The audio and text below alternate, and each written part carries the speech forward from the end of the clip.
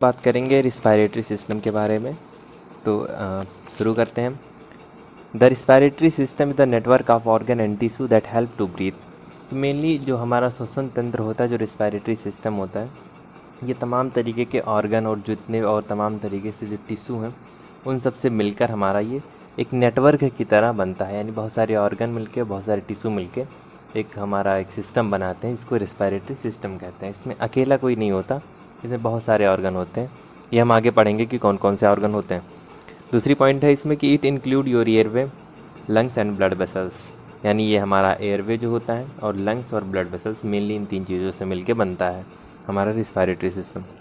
तीसरा point, the muscles that power lungs are also part of respiratory system. यानी जो respiratory system में जो हमारे मसल्स जो सहायता करते हैं सांस लेने में, उनको भी हम रिस्पायरेटरी सिस्टम का पार्ट मानते हैं। जैसे कि जब हम सांस लेते हैं तो हमारे दो तरीके से मसल्स होते हैं, जो हमारे रिब्स और पीछे जो रीढ़ की हड्डी होती है उनसे जुड़ी होती है, बैकबोन से। तो दो दो तरीके से मेनली मसल्स होते हैं। और हमारे एब्डोमिनल, हमारे पेट के मसल्स भी, और डायाफ्राम जो मसल्स होते हैं, ये भी सांस लेने में मदद करते हैं। तो जो जो भी मसल्स सांस लेने में मदद करते हैं उनको भी हम रिस्पायरेटरी सिस्टम का पार्ट मानते हैं। लास्ट है कि these part work together to move oxygen throughout the body and clean waste air. यानी जो भी हमारे ऑक्सीजन, ये मसल्स हेल्प करते हैं और सांस लेने में, ऑक्सीजन हमारी बॉडी के अंदर ले जाने में, और जो भी वेस्टेज होता है लाइक CO2 वो बाहर निकालने में, बॉडी को क्लीन करने में हमें हेल्प करते हैं। आगे देखते हैं। ये हमारा रिस्पायरेटरी सिस्टम का एक डायग्राम है, जिसमें तमाम जैसे नज़ल कैविटी हो गई है, नज़ल कैविटी हो गई, ये नॉस्ट्रिल हो गया, ओरल हो गया हमारा। फिर ये लैरिंग्स यहाँ पे आता है जहाँ पे हम सांस लेते हैं, ये फेरिंग्स, ट्रैकिया, और हमारी लंग्स, ये दोनों हो गए, ठीक है। यहाँ पे ये डायफ्राम है, ठीक है। फिर ये रिब्स होते हैं, ये हमारी बैकबोन यहाँ पे होती है, जो हमें इससे जुड़ी हुई, और इससे और रिब्स से जुड़ी हुई मसल्स होती है जो सांस लेने में हेल्प करती है। आगे हम देखते हैं फंक्शन ऑफ रिस्पायरेटरी सिस्टम। यानी जो हमारी रिस्पायरेटरी सिस्टम, उसके फंक्शन क्या हैं, सिर्फ सांस लेने में मदद करती है या कैसे, और जितने भी फंक्शन होते हैं इसमें हम देखेंगे। The respiratory system has many function beside helping inhale और एक्सेल। यानी इनहेल मतलब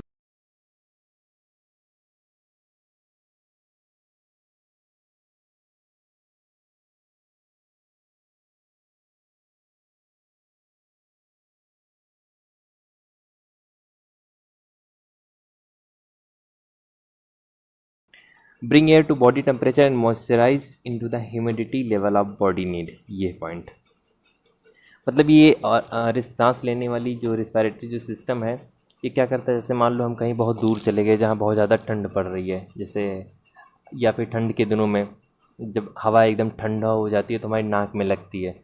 तो रिस्पायरेटरी सिस्टम का एक मेन और काम है कि बाहर से जो हवा बहुत ज़्यादा ठंडी, अगर हवा नाक में अंदर आ रही है या बहुत ज़्यादा गर्म आ रही है, तो हमारी बॉडी का जो टेम्परेचर रहता है, बॉडी का एक फिक्स टेम्परेचर होता है, उस टेम्परेचर के बैलेंस में लेके आता है। बाहर बहुत ज़्यादा ठंडा हवा है, उसको हम लेंगे तो वो पहले क्या करेगा, उस हवा को बॉडी के टेम्परेचर के बैलेंस में करेगा, 37 डिग्री सेल्सियस पे लेके आएगा।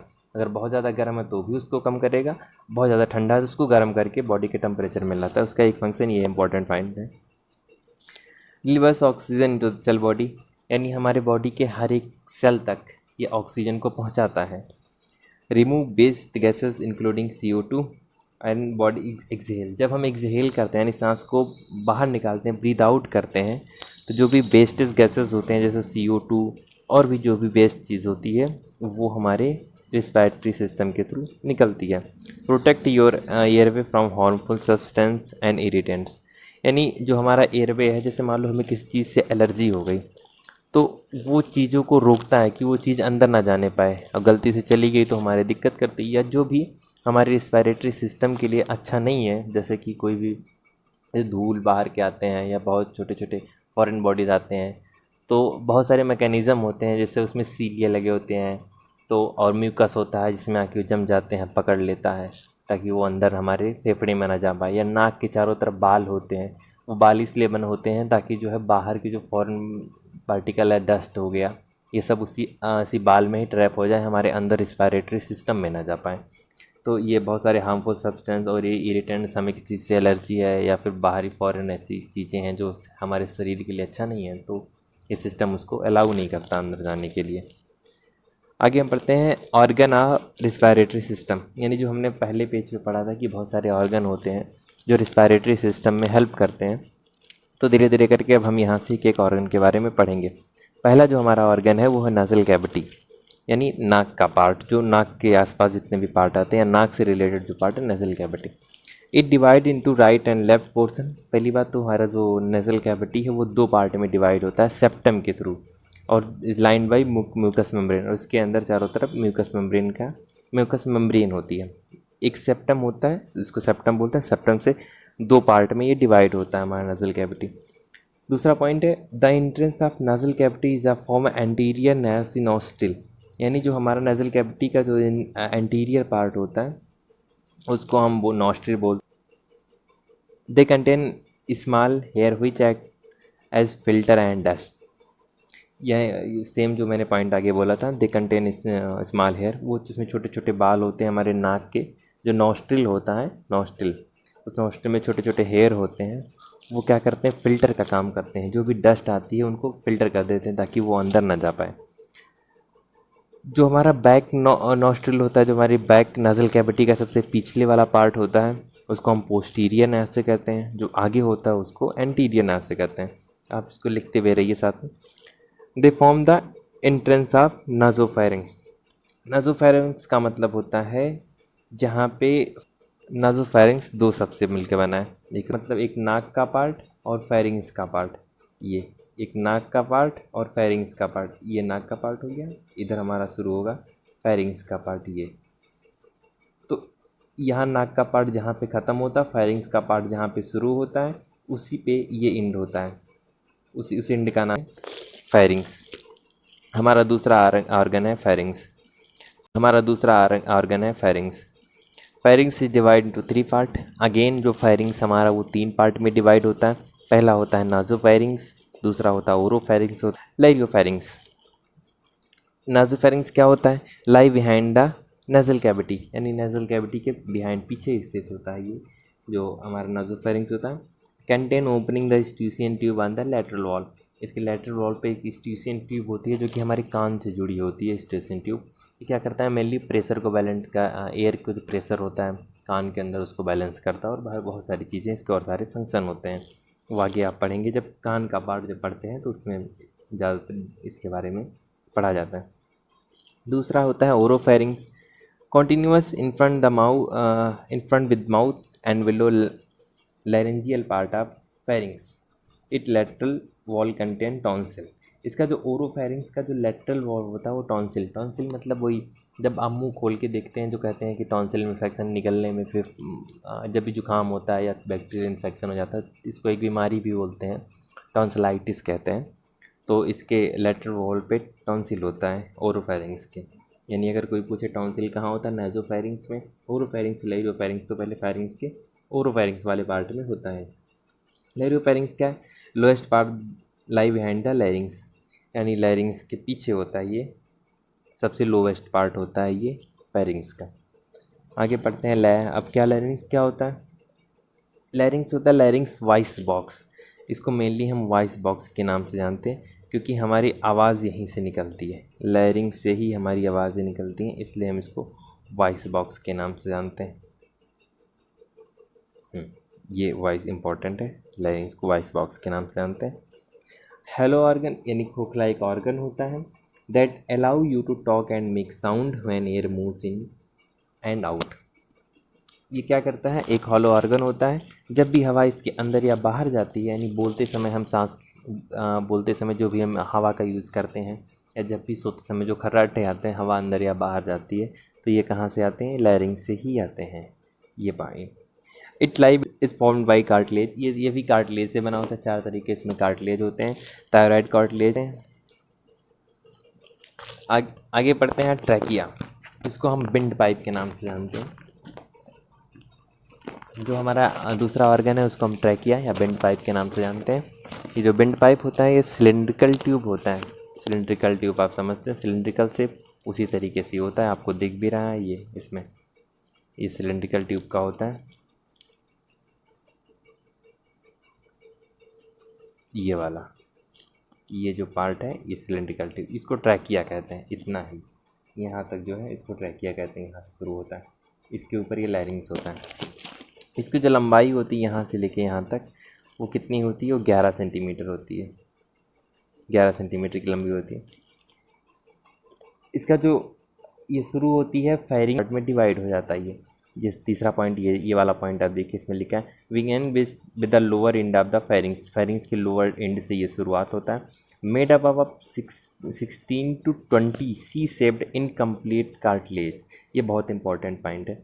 यानी इसमें जो ये जिसको हम ब्लैक कलर से भी देख रहे हैं, यानी यहाँ से लेके यहाँ तक ये जो आपको वाइट ये दिख रहा होगा, इसके बीच में ये वाइट, इसको बोलते हैं इनकम्प्लीट, मतलब ये इनकम्प्लीट कार्टिलेज होता है। कार्टिलेज होता है जो पूरे पे कवर नहीं होता ट्रेकिया में, इसके आप पीछे देखेंगे तो खूब खाली होगा, कवर नहीं, सिर्फ बाहर से कवर किए होता है। तो ये यहाँ से लेके यहाँ तक ये पूरे जो ट्रेकिया होते हैं, इसमें कम से कम 16 से 20 ये इनकम्प्लीट कार्टिलेज होते हैं। ये कभी कभी MCQ में पूछता है, मेड अप ऑफ 16 to 20 से इनकम्प्लीट कार्टिलेज से बना होता है। उससे कम से कम 16 से 20 इनकम्प्लीट कार्टिलेज होते हैं। ये इंपॉर्टेंट क्वेश्चन है, ये पूछा जा सकता है MCQ में। आगे हम देखते हैं इसमें फिर ब्रोंकाई होता है हमारा। The trachea ends by dividing into 2 bronchi, namely right and left bronchi. इस वाले में आप देखिए ये 2 पार्ट में डिवाइड हो जाता है ट्रेकिया। आगे जाके ट्रेकिया हमारा 2 पार्ट में, एक पार्ट ये होता है और एक पार्ट ये होता है। ये येलो कलर से एक पार्ट में ये डिवाइड हो गया, एक पार्ट में ये डिवाइड हो गया। यहाँ से ट्रेकिया आया, एक पार्ट में ये और एक पार्ट में ये डिवाइड हो गया। तो एक पार्ट को हम कहते हैं लेफ्ट, एक पार्ट को हम कहते हैं लेफ्ट ब्रोंकाई और दूसरे को कहते हैं राइट ब्रोंकाई। दे पास अब द करस्पॉन्डिंग लंग्स, ये दोनों जो लंग्स होते हैं उसमें जाता है। द राइट ब्रोंकाइट इस, समझ रहे हैं, जो राइट वाला होता है shorter and wider than left वाले से शॉर्टर और वाइडर, यानी छोटा और चौड़ा होता है। तीसरा वाला पॉइंट, एक सेकंड दिख नहीं रहा, ये वाला इंपॉर्टेंट पॉइंट है। Bronchi are made of complete rings of cartilage. Bronchi, अब हाँ, जो हमारा ट्रेकिया होता है वहाँ पे इनकम्प्लीट कार्टिलेज होता है, लेकिन यहाँ पे जो ब्रोंकाई होता है वो कंप्लीट रिंग ऑफ कार्टिलेज से बना होता है। ये देखिए कंप्लीट रिंग ऑफ कार्टिलेज से बना होता है, और वहाँ पे जो हमारा ट्रेकिया होता है वो इनकम्प्लीट रिंग से बना होता है। ये इसमें थोड़ा डिफरेंस होता है। तीसरा आता है ब्रोंक्यूल्स। ब्रोंक्यूल क्या होता है, सॉरी 6वां पॉइंट है आगे, bronchioles. They are formed by division of bronchi. आगे जब ब्रोंकाई डिवाइड होती है तो उससे बनता है ब्रोंक्यूल्स। अब यहाँ पे एक बार फिर से देख लीजिए, ये हमारा है लैरिंग्स, ये लैरिंग्स जहाँ पे ख़त्म होता है वहाँ से हमारा शुरू होता है ट्रेकिया। ये पूरा हो गया ट्रेकिया हमारा। इस ट्रेकिए में इनकम्प्लीट कार्टिलेज होते हैं, कितने होते हैं, 16 से 20 होते हैं। आगे ये ट्रेकिया डिवाइड होती है 2 पार्ट में, फिर आगे जाके ये कई पार्टों में डिवाइड हो जाती है। इन्हीं पार्टों को ब्रोंक्यूल्स कहते हैं। ये जो आपको दिख रहेंगे इन्हीं को हम ब्रोंक्यूल्स कहते हैं। Bronchioles are the fine branches of bronchi. इन्हीं जो ब्रोंकाई होता है जो 2 पार्ट में आगे डिवाइड होता है, इन्हीं के बहुत पतले